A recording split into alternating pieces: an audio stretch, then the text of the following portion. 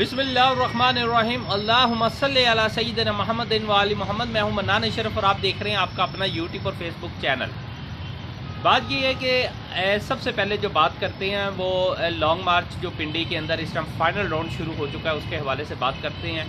पूरे पाकिस्तान से काफ़िले जो है इस टाइम के ऊपर पिंडी पहुँच चुके हुए हैं। अभी भी कुछ आ रहे हैं, कुछ रास्ते में है, कुछ मोटरवे पे है, कुछ GT रोड के ऊपर है, क्योंकि जिन जिन शहरों को तो मोटरवे लगती है वो बजरिया मोटरवे इस्लामाबाद रवाना हुए हैं। और जो GTS के GT रोड जो है उसके ज़रिए जा सकते थे, या छोटे रोड है उनके ज़रिए भी लोग जोग दर जोग पहुँच रहे हैं। ख्वाह वो KPK हो, पंजाब हो, सिंध हो, बलूचिस्तान हो, या ये कश्मीर हो, गिलगित बल्तिस्तान हो, हर इलाके से लोग पहुँचे हैं।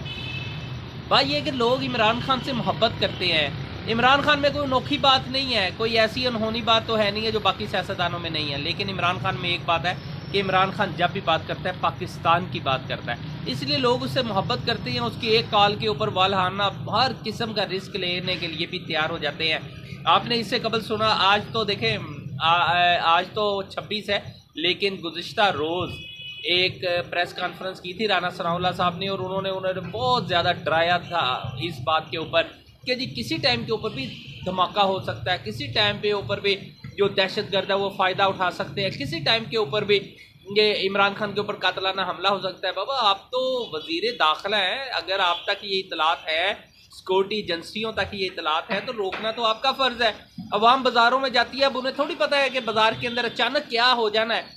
पाकिस्तान में वो हालात रहे हैं जब परवेज़ मुशर्रफ साहब प्रेसिडेंट थे, उन दौर के अंदर जब इन्होंने अड्डे दे दिए थे पाकिस्तान में, तो फिर जगह जगह धमाके होते थे। ये नहीं पता होता था कि आप बाजार जाते हैं वापस आना है कि नहीं, अब किसी शहर में जाते हैं वापस आना है कि नहीं आना। ये हालात पाकिस्तान देख चुका है इससे पहले।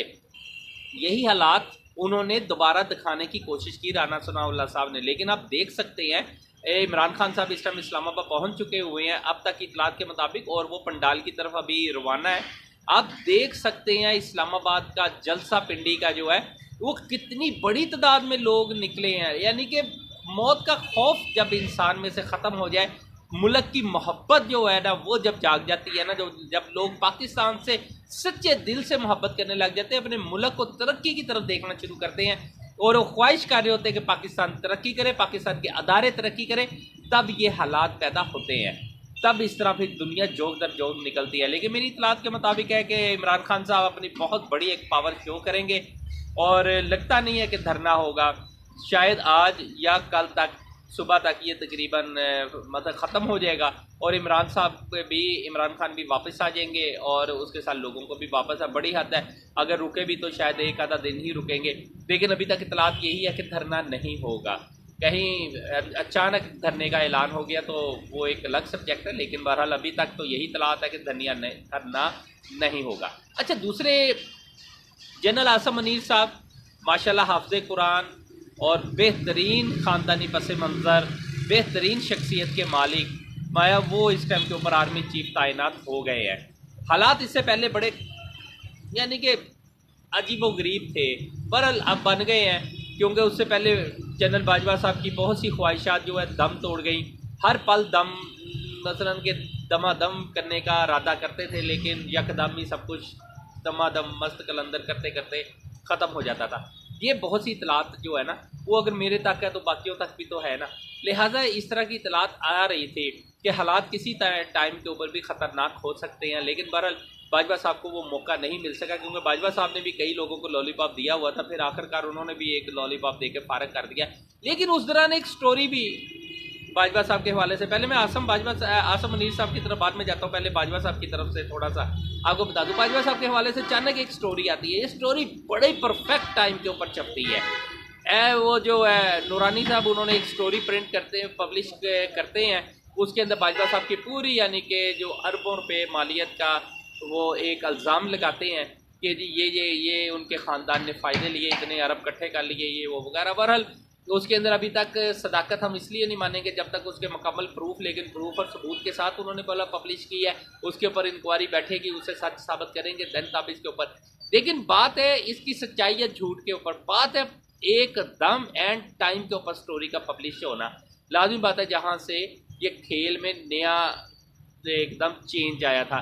लेकिन बहर वो स्टोरी भी एंड टाइम पे बड़ा ही दिलचस्प, यानी कि आप लगा सकते हैं टाइम था जब ये स्टोरी पब्लिश हो गई और उसका फ़ायदा बहुत हुआ। लेकिन बहरहाल वो जनरल आसम मुनीर साहब को उस स्टोरी का बहुत फ़ायदा हुआ। लेकिन उसके साथ साथ फिर हालात चेंज हुए ना जब, तो यही फिर गवर्नमेंट ने ये नहीं कहा कि ये बिल्कुल झूठ है, फ्रॉड है, धोखा है, यानी कि 2 नंबर स्टोरी। उन्होंने कहा जी इस टाइम ये सारे सबूत किसने दिए, नूरानी को ये सबूत दिए किसने, यानी कि इसका मतलब है कि गवर्नमेंट भी कह रही है कि ये स्टोरी सच्ची है। लेकिन बहरहाल जो कुछ भी है, कहते होते जब इक़्तिदार का सूरज गुरूब होता है ना तो फिर नया सूरज चढ़ता है। तो लिहाजा एक इक़्तिदार का सूरज गुरूब हो गया, दूसरा इक़्तिदार का सूरज चढ़ चुका हुआ है। पहले इक़्तिदार के सूरज के अंदर बहुत ख़तरनाक हालात थे, बहुत लोगों के ऊपर बहुत ज़्यादा, यानी कि एंड हो गया था कि किसी को नंगा किया जा रहा है, किसी के ऊपर मुकदमे दर्ज किए जा रहे हैं, किसी को मारा जा रहा है, किसी पे तशद्दुद वगैरह वगैरह बहुत कुछ होता रहा है। एक सूरज तो गुरूब हो गया, दूसरा सूरज बिल्कुल पूरी अबोताब के साथ 2 दिन बाद चढ़ेगा। लेकिन ये है कि जनरल आसम मुनीर साहब बहुत बेहतरीन शख्सियत के मैं पहले भी आपसे जिक्र किया है। अच्छा, उसके साथ ये है कि उनकी जो सबसे बड़ा उन्हें चैलेंज क्या मिलेगा। देखिए इस टाइम जो पूरी दुनिया के अंदर खबरें चल रही है ना, उसमें सबसे बड़ा चैलेंज जो है ना उनके लिए एक ही है कि वो फ़ौज और अवाम के दरमियान से फ़र्क, और ये किस तरह जितनी दूरियां पैदा होगी क्या ये दूरियां ख़त्म करने में कामयाब हो जाएंगे, ये एक सबसे बड़ा सवाल है। और इंशाअल्लाह ताला हमें जो अब तक उम्मीद है, जो हमने उनकी शख्सियत के बारे में पढ़ा, उसमें यही है कि वो बहुत जल्द दूरियां ख़त्म करने में कामयाब हो जाएंगे। सेकंड नंबर पे उनकी एक बहुत बड़ी ख्वाहिश जो शायद जनरल आसम मुनीर साहब की अपने दौरे इक़्तिदार के अंदर कभी पूरी ना हो सके, अब वो पूरे बाख्तियार आर्मी चीफ के तौर पे मैदान में आए हैं, अब वो ख्वाहिश पूरी हो सकती है। हमारी इतलात के मुताबिक जो हमें ज़राए बताते हैं वो यही है कि वो खुद भी चाहते हैं ISI का सियासी विंग बंद होना चाहिए। अगर ISI का सियासी विंग देखे बंद हो जाता है तो उसके अंदर कुछ हालात पैदा हो जाएंगे एकदम। अगर सियासी देखे 14 जमातें जो एक प्लेट में या खा नहीं सकती या इकट्ठी बैठ के एक कमरे के अंदर किसी को बर्दाश्त नहीं कर सकते, वही 14 जमातें जो हैं आपस में इकट्ठी होकर गवर्नमेंट चला रही हैं, ये वो है जो कभी किसी का चेहरा ना दूसरी दफ़ा देखें, लेकिन मजबूरन वो सब इकट्ठे हैं। क्यों कि अभी उनके ऊपर काम हो रहा था। लेकिन सॉरी, लेकिन सबसे बड़ी बात है कि अगर ISI का सियासी विंग बंद हो जाता है तो ये सूखे पत्तों की तरह सब के सब उड़ के इधर उधर हो जाएंगे और इन्हें जो एल्फी लगी हुई है वो एल्फी ख़त्म हो जाएगी। लिहाजा एल्फी के अंदर बेहतरीन तरीका यही है कि अगर सियासी विंग ख़त्म होगा तो लाजिम बात है हुकूमत के ऊपर से सरपरस्ती ख़त्म हो जाएगी, और अगर सरपरस्ती ख़त्म हो गई तो समझे हुकूमत गई, इलेक्शन आ गया।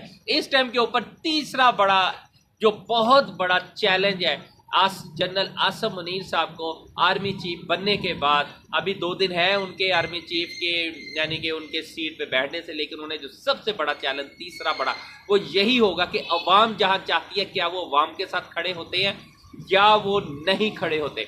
अगर जनरल आसम मुनीर साहब अवाम के साथ खड़े होते हैं तो लाजमी बात है फिर इलेक्शन आ गया, और अगर जनरल आसम मुनीर साहब इग्नोर कर देते हैं, अवाम के साथ खड़े नहीं होते, तो फिर अवाम के लिए मुश्किलात है। फिर अवाम को इसी तरह ही कभी रैलियाँ निकालनी पड़ेगी, कभी जलसे करने पड़ेंगे इलेक्शन लेने के लिए, फिर उन्हें अपना पूरे वक्त वेट भी करना पड़ेगा, और तब तक मुल्क बर्बाद होता है, तबाह होता है। 90% तो इस टाइम मुल्क डिफ़ॉल्ट है।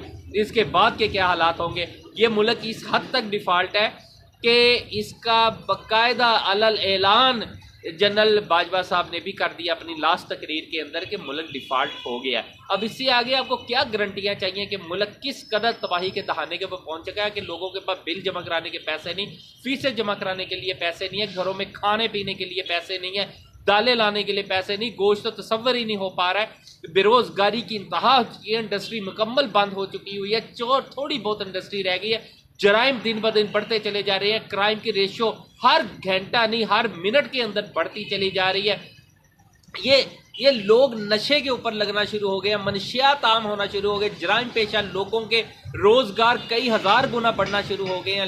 लेकिन बदबख्ती बदकिस्मती के इस पाकिस्तान के बारे में अभी कोई नहीं सोच रहा। अल्लाह के वास्ते कि ये जो उम्मीदें जिन लोगों से लगाई जाती है ना अल्लाह के बाद, तो वो लोगों को भी अपना किरदार अदा करना पड़ेगा, हर सूरत किरदार अदा करना पड़ेगा। ये एल्फी को ख़त्म करना पड़ेगा ताकि बेहतरीन तरीके से मुल्क के अवाम जो चाहती है वो ही काम हो सके। बहरहाल मजीद जो अपडेट्स आती है इंशाल्लाह ताला वो भी आपसे शेयर करते हैं। चलते चलते एक बात आपको ज़रूर कह देता हूँ कि इलेक्शन होगा, पाकिस्तान डिफ़ॉल्ट सिस्टम से बचेगा, या फिर 14 जमातें मिलके पाकिस्तान को डिफ़ॉल्ट होने से बचा सकती हैं। तो जितनी जल्दी हो बचा लें, क्योंकि पाकिस्तान के हालात बहुत बहुत बहुत ही ज़्यादा ख़राब है। जो लोग ये नज़र नहीं रखते हैं शायद उन्हें ये बात समझ नहीं आएगी, लेकिन जो लोग गहरी नज़र रखते हैं ना मईशत के ऊपर, इंडस्ट्री के ऊपर, मौजूदा सूरत हाल के ऊपर, तो फिर वो ज़रूर ये बात समझ गए होंगे। मनाने शहरों को इजाज़त दीजिए, अपना अपने चैनल का बहुत ख्याल रखिएगा। अल्लाह हाफिज़।